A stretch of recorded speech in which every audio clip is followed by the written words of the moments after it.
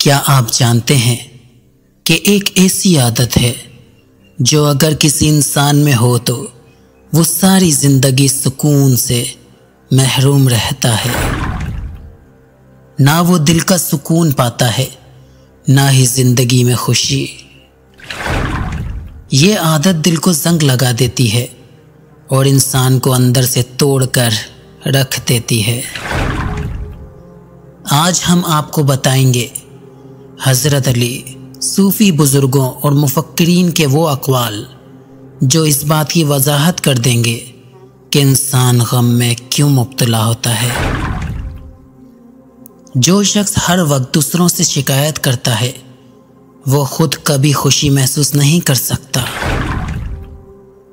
दिल का गम दुनिया की तलब से पैदा होता है और सुकून रब की रज़ा से। दुनिया की मोहब्बत हर गम की जड़ है और आखिरत की फिक्र हर सुकून का सबब। जो अपने हाल पर शुक्र नहीं करता वो हमेशा बेचैन रहेगा।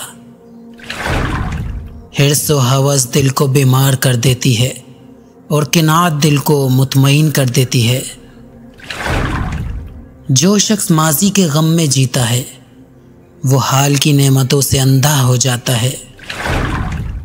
जिसका दिल हसद से भरा हो वो सुकून का मज़ा कभी नहीं चखता।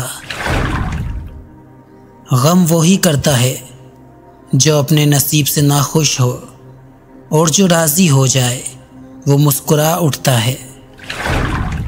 अगर तू अल्लाह से मोहब्बत करता है तो दिल के गम खुद ब खुद मिट जाते हैं।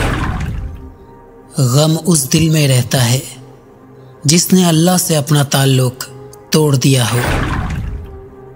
गम उन्हीं का मुकद्दर बनता है जो हमेशा चाहते हैं कि सब कुछ उनकी मर्ज़ी से हो, लेकिन सुकून उनको मिलता है जो अल्लाह की मर्ज़ी पर राज़ी रहते हैं।